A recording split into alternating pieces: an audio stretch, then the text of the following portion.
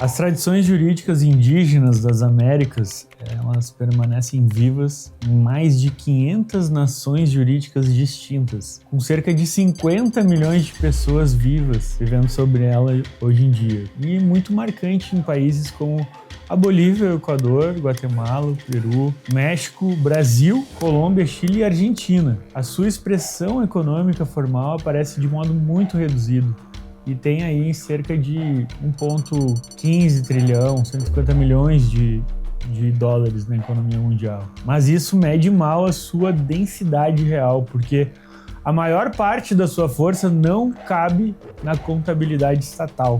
Falar dessas tradições não é falar de povos desaparecidos, é falar de sistemas normativos que continuam organizando o território, comunidade, reciprocidade, autoridade e resistência no presente. São tradições que entraram no constitucionalismo contemporâneo, no direito internacional, nas lutas mais urgentes do nosso tempo, especialmente nas disputas por terra, natureza, consulta prévia e autodeterminação dos povos. Então, se você quer entender como a gente pode aprender com a tradição jurídica indígena das Américas, siga esse vídeo, fique aqui até o final que vai valer muito a pena.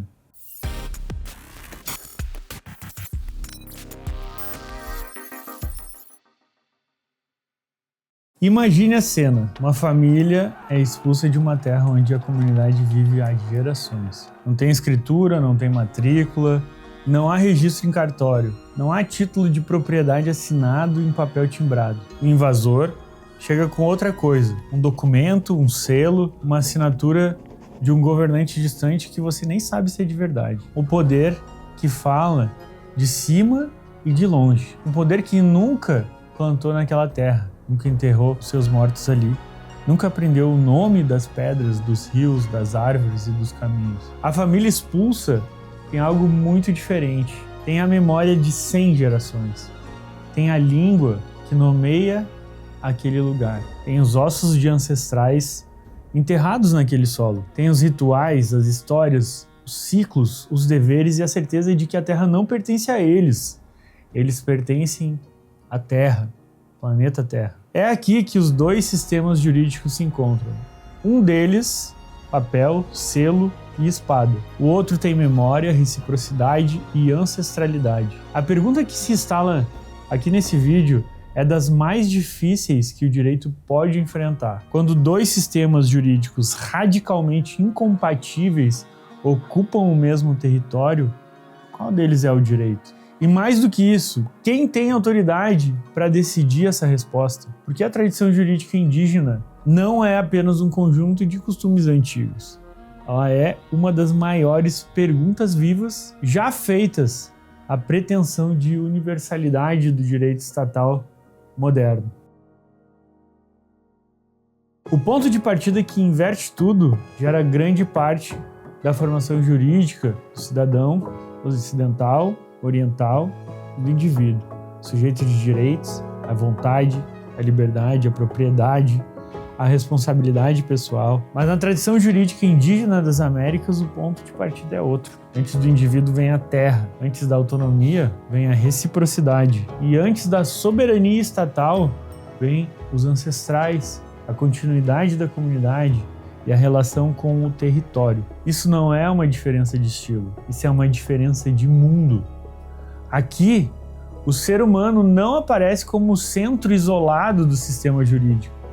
Ele aparece como uma parte de uma rede mais ampla, de uma rede que inclui territórios, círculos naturais, os mortos, os vivos, as crianças que não nasceram, os animais, os vínculos de parentesco, as obrigações coletivas, formas de memória que não cabem no papel. Esse deslogamento é decisivo porque muda do que conta como direito, o que conta como dano, o que conta como reparação e até mesmo o que conta como existência legítima de uma comunidade. Não existe um único direito indígena.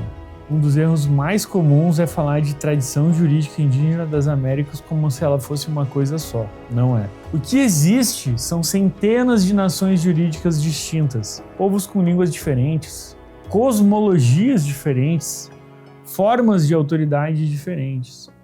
modos de resolver conflitos diferentes, relações diferentes de parentesco, território, sanção e punição, decisão e memória. O direito Inca não é o direito Guarani.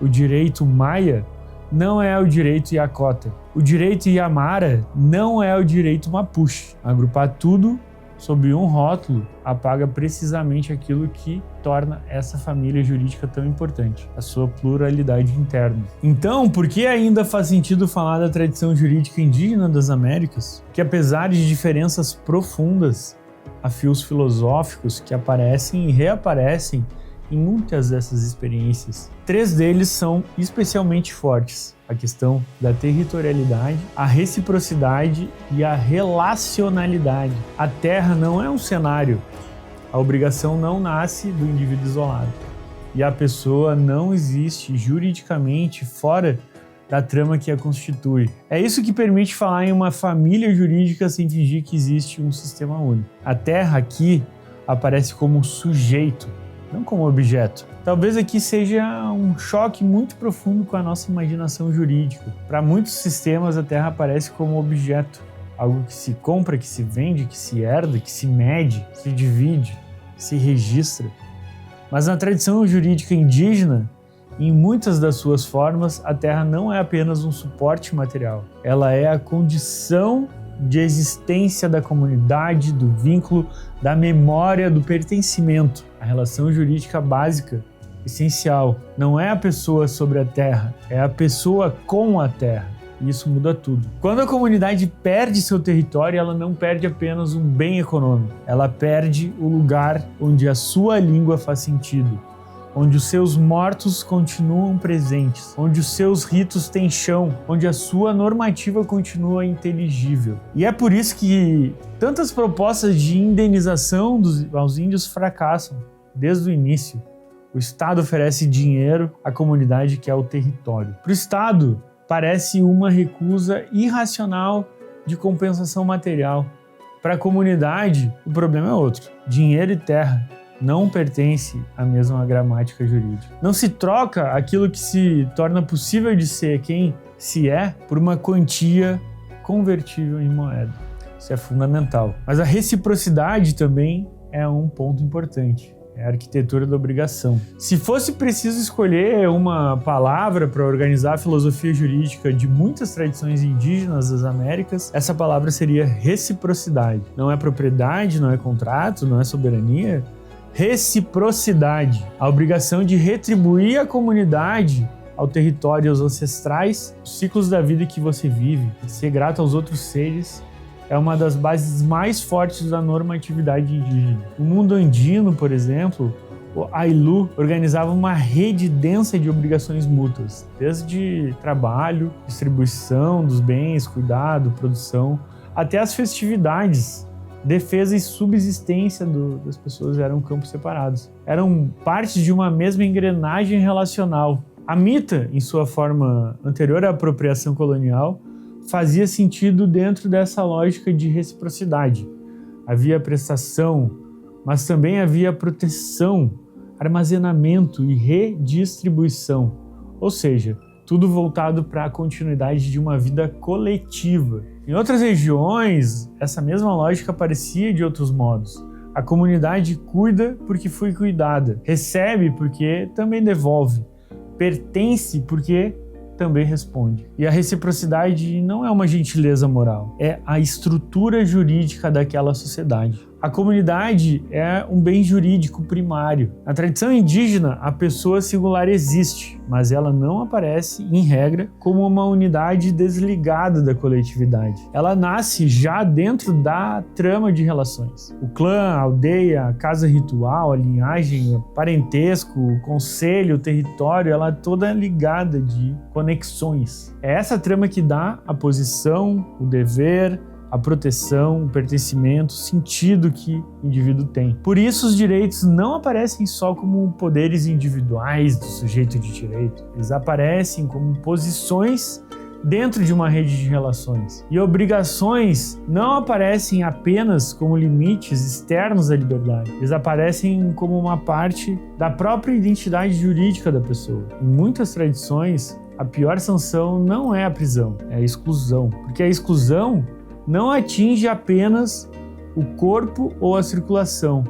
Ela rompe a tradição relacional da existência. Ela desfaz o lugar da pessoa dentro do mundo onde ela se torna quem ela é. Pessoal, e uma dica para você que está curtindo o vídeo aí, escaneie o QR Code e vá lá visitar o kits.me, o meu site pessoal, onde tem lá vários livros sobre os conteúdos que a gente produz aqui no canal, beleza?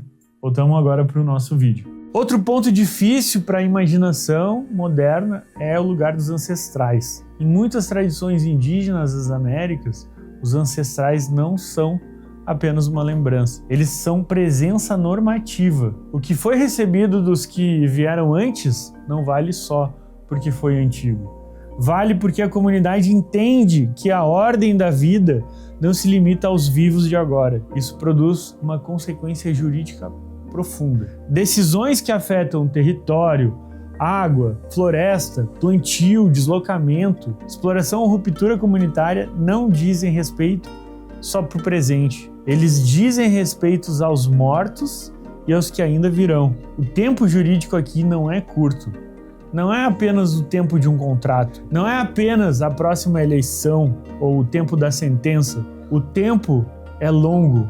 É o tempo de gerações. E aqui a oralidade é uma tecnologia. Não a ausência de um sistema escrito, mas muitas tradições indígenas eram ou são predominantemente orais. E durante muito tempo o direito colonial tratou isso como uma ausência de direito. Mas oralidade não é ausência de sistema, é outro tipo de sistema.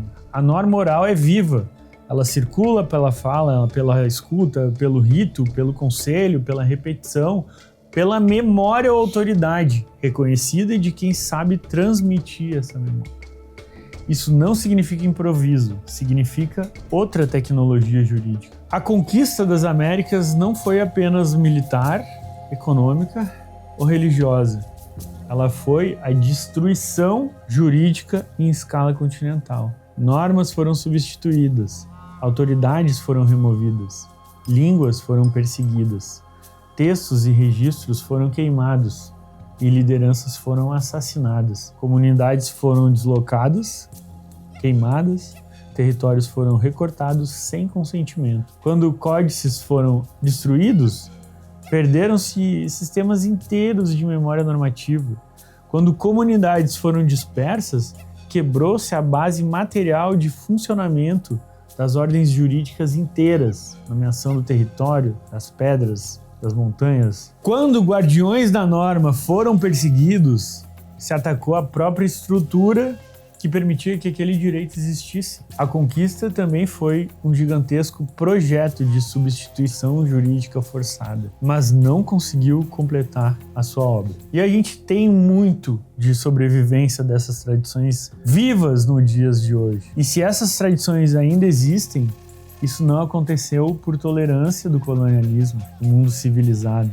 Aconteceu por resistência, sobreviveu aquilo que comunidades concretas conseguiram manter vivo. A língua, os ritos, a relação com o território, os conselhos, as formas de autoridade e a memória jurídica dessas comunidades, suas regras de convivência, as formas próprias de resolver os conflitos, suas tecnologias jurídicas. Essa sobrevivência por 5 séculos é um dado impressionante, porque mostra que uma tradição jurídica pode ser empurrada para a clandestinidade e viver assim, viva, se houver uma ação coletiva organizada para que ela possa suportar essa perseguição. Hoje, falar disso nos remete a falar de constitucionalismo plurinacional. Nas últimas décadas, algo historicamente muito importante aconteceu. O Equador, na Constituição de 2008, reconheceu os direitos da natureza. A Bolívia, na Constituição de 2009, assumiu formalmente o caráter plurinacional do Estado e reconheceu jurisdições indígenas próprias. E isso rompe com a fantasia do monismo jurídico absoluto. A ideia de que o Estado só pode admitir um único sistema legítimo de direito caiu. Pela primeira vez, de forma tão explícita o constitucionalismo moderno foi forçado a admitir. O Estado não é a única fonte legítima de normatividade dentro do território que governa. Não é só o Estado capaz de criar o direito. A Convenção 169 e o direito internacional indígena. Outro marco decisivo é a Convenção 169 da OIT, adotada em 1989. E depois a Declaração da ONU sobre os direitos dos povos indígenas de 2007, é um dos pontos mais importantes que ela tem. É a consulta prévia, livre e informada sobre questões que afetam diretamente povos indígenas.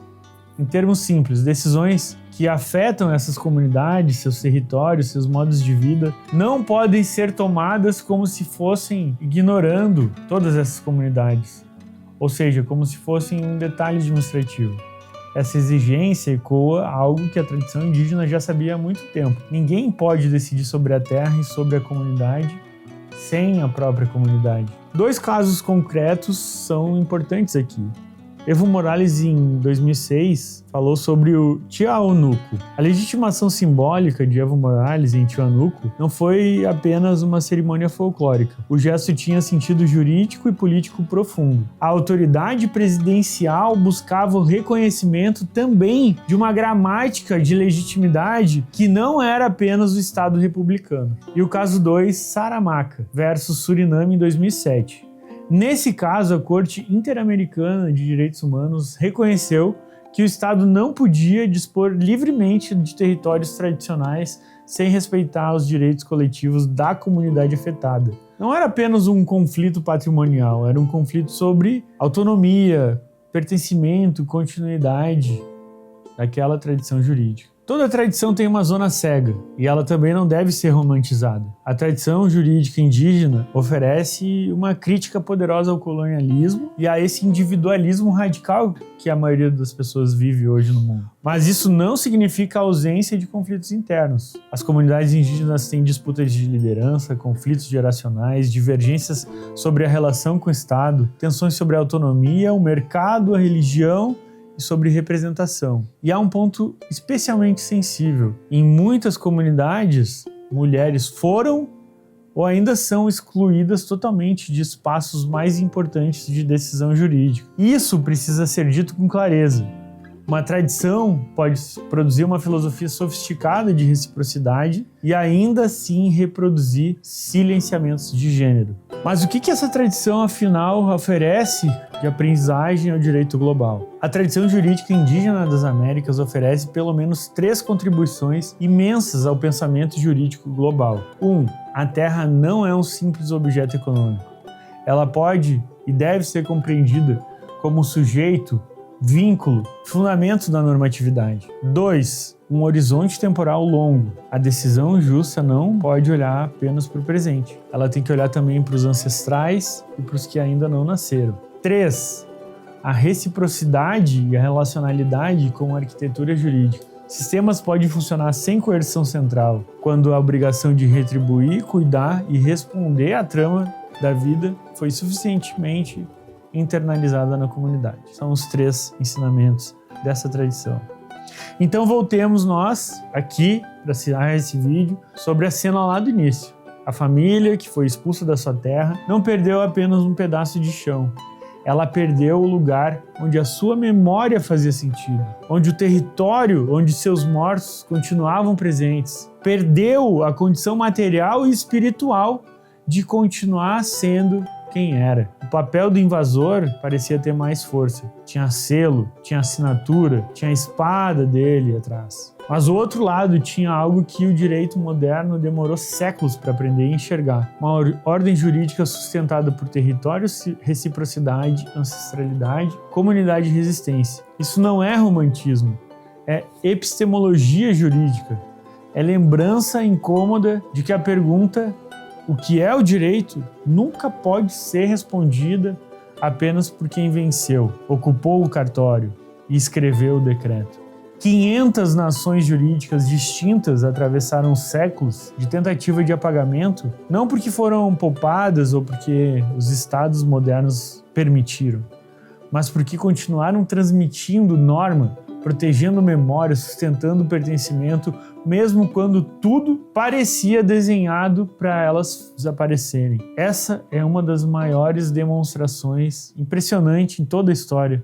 Um sistema jurídico pode ser perseguido por 5 séculos e ainda assim continuar vivo se houver comunidade suficiente para carregá-lo com uma ação coletiva organizada. Na tradição jurídica indígena das Américas, justiça não começa quando o poder escreve um título sobre a terra. Começa quando o direito reconhece que há vínculos antes do papel que sobreviveram depois. Então, se você curtiu o nosso vídeo, deixe seu like, se inscreve no canal, manda aí esse vídeo para quem quer se interessar pela vida indígena nas Américas ou para quem quer se aprofundar mais a fundo no pensamento filosófico do direito e, claro, continue seguindo a nossa série.